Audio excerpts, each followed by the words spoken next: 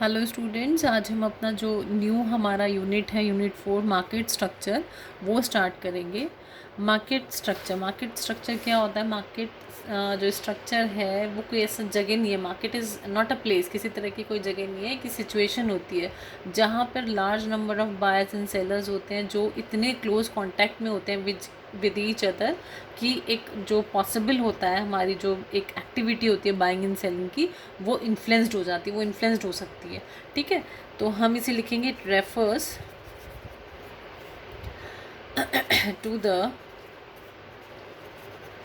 Nature and degree of competition in the market of goods and services। मतलब एक nature और degree जो है कंपटीशन का मार्केट में गुड्स एंड सर्विसेज जो हम मतलब परचेज एंड सेल कर सकते हैं। अब सबसे इम्पॉर्टेंट जो है, इट इज़ नॉट अ किसी तरह की कोई एक जगह नहीं होती, it is not a place, it is a situation in which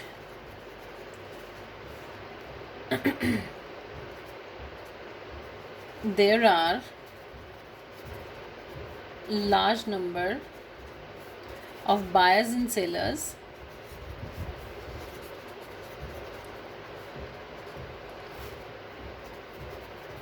which are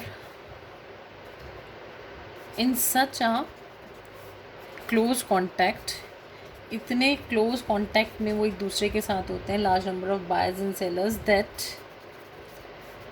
buying and selling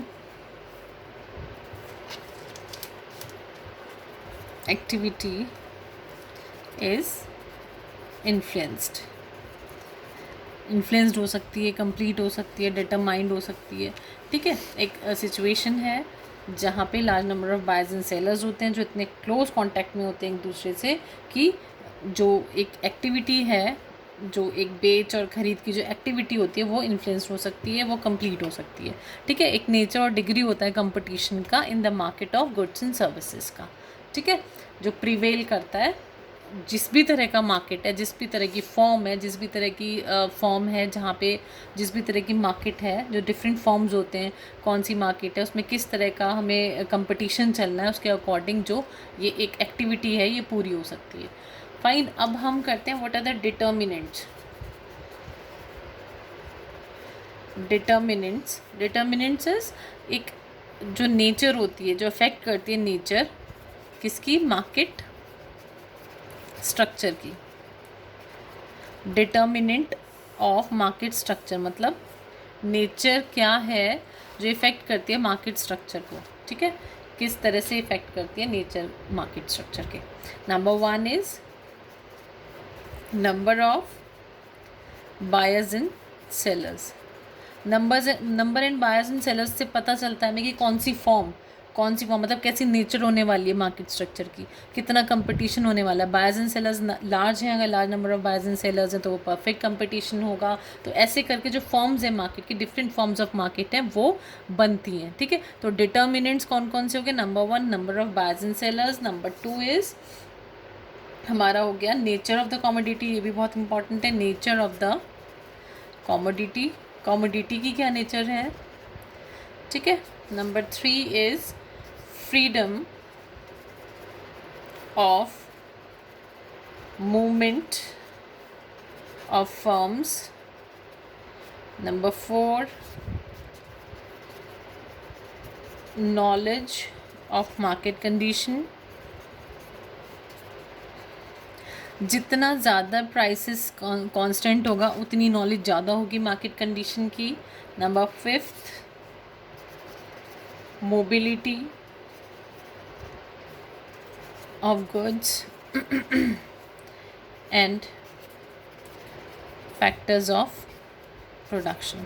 mobility कितनी है, इधर से जो मोबिलिटी है आना इधर उधर जो हमारा जो मूवमेंट हो रहा है, गुड्स एंड फैक्टर्स ऑफ जो प्रोडक्शन है, जो इनपुट्स हैं, उस वो डिटरमाइन करते हैं क्या नेचर होगी मार्केट स्ट्रक्चर की।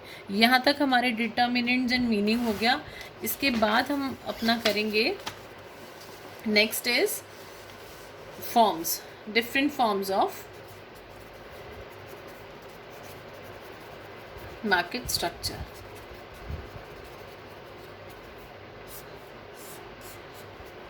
Forms of market structure, forms आपको पता है। नंबर 1 तो पहले परफेक्ट कंपटीशन हम लोग पढ़ेंगे।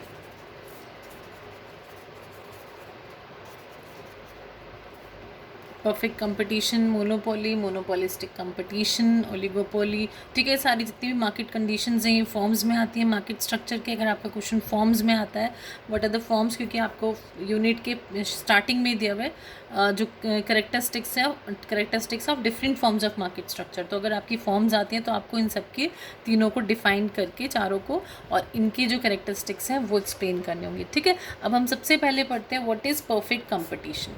परफेक्ट कंपटीशन वही एक सिचुएशन होती है जहाँ पे large number of buyers and sellers होते हैं, वो होमोजीनियस प्रोडक्ट्स बेचते हैं। होमोजीनियस मतलब सेम क्वालिटी के प्रोडक्ट्स बेचते हैं। सेम क्वालिटी के प्रोडक्ट्स होते हैं बट डिफरेंट कंपनी नेम, जो उनके कंपनी नेम होते हैं वो डिफरेंट होते हैं, अदरवाइज वो सेम होते हैं, ठीक है। आप एग्जाम्पल ले सकते हो, जैसे पोटैटो भी ले सकते हो। तो एक वेंडर है, पोटैटो बेचता है, ठीक है। आलू उसके सेम होते हैं, जो पोटैटोज़ हैं आर ऑफ सेम क्वालिटी, पर लेकिन क्या है, सेम जो प्राइसेस पे हैं, कोई किसी से ले रहा है, कोई किसी से ले रहा है, लेकिन वो किस में आता है, एक परफेक्ट कंपटीशन में, ठीक है। इसी तरह से जो क्वालिटी सेम होती है, डिफरेंट कंपनी के नेम में जो चीज़ बिक रही है, सेल हो रही है, प्लस सेलिंग हो रही है, बाइंग हो रही है, that is known as perfect competition.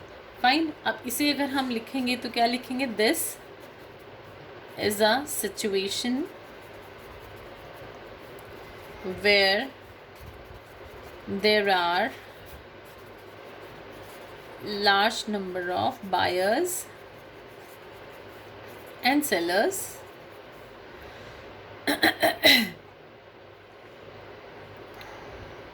large number of buyers and sellers dealing in a homogeneous product.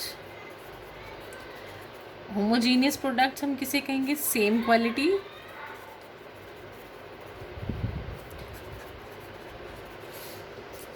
Eight different company name,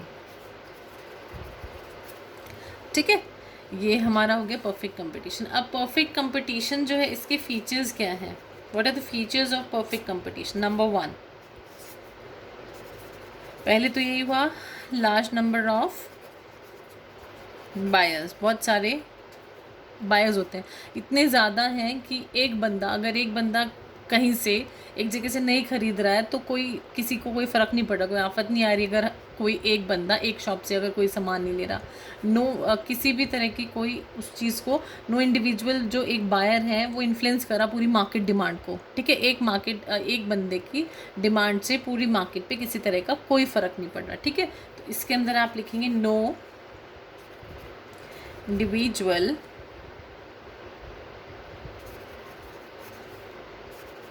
buyer can influence market demand।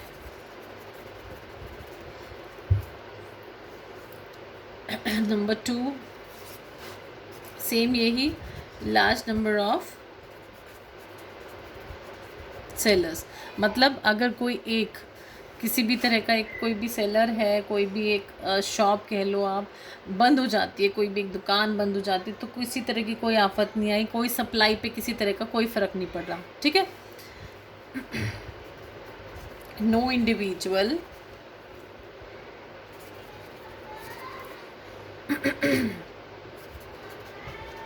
seller can influence market supply।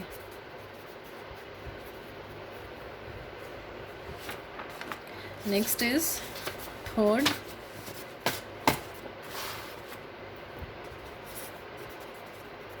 homogeneous product लिखो, goods लिखो, same quality goods, same वही जो हमने लिखा था but different brand names. Fine. अब fourth आता है हमारा परफेक्ट नॉलेज। अभी परफेक्ट नॉलेज क्यों है? परफेक्ट नॉलेज किस चीज़ की? परफेक्ट नॉलेज रिगार्डिंग प्राइसेस, ठीक है, जो उसके प्राइसेस हैं किसके? Of goods and services, prices of goods and services, prices of goods and services के प्राइसेस की परफेक्ट नॉलेज कैसे है? क्यों? क्योंकि मेन इसमें जो हमने करेक्टरिस्टिक पढ़ा है या मीनिंग पढ़ा है तो क्या है? होमोजीनियस प्रोडक्ट, ठीक है, होमोजीनियस गुड्स। होमोजीनियस गुड्स क्या होते हैं? Is equal to same quality goods, ठीक है, क्वालिटी सेम होगी होमोजीनियस गुड्स की। जब क्वालिटी सेम होगी तो ऑलमोस्ट जो प्राइसेस हैं सेम प्राइस होंगे। तो ये सब घूम फिर के क्या आ जाता है कि परफेक्ट नॉलेज होगी, हर किसी को परफेक्ट नॉलेज होगी about the product and prices of the product, ठीक है। नेक्स्ट आता है हमारा fifth, a firm is a price taker. जो हमारी फर्म है वो क्या है? प्राइस टेकर है। प्राइस टेकर क्यों है? Because the prices are determined in the industry. जो इंडस्ट्री है वहीं पे ही, मतलब ये जो हमारी परफेक्ट कंपटीशन है ये इन्फ्लुएंस किस चीज़ से होती है? Market demand and market supply, इन दो चीज़ से इन्फ्लुएंस होती है। तो जो इसके प्राइसेस हैं वो कहाँ पे डिटरमाइन हो जाते हैं? It's self in the industry. जो पूरी इंडस्ट्री है वहीं पे इसके प्राइसेस डिटरमाइंड हो जाते हैं। Because the prices are determined in the industry, industry के अंदर, ठीक है। क्यों? क्योंकि ये किस चीज़ से इफेक्ट करता है? By market demand and supply. Now next is sixth is no government interference.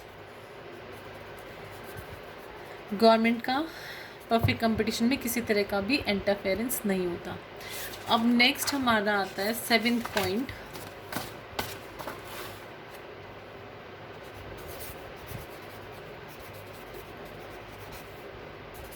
Perfectly elastic demand curve. Perfectly elastic demand curve seventh point है हमारा कि जो हमारा डिमांड कर्व बनेगा वो परफेक्टली इलास्टिक बनेगा, ठीक है। जो हमारा क्यों? Because price is constant, price तो कांस्टेंट है due to homogeneous goods, homogeneous goods की वजह से प्राइस कांस्टेंट है। तो इसका जो हमारा कर्व बनेगा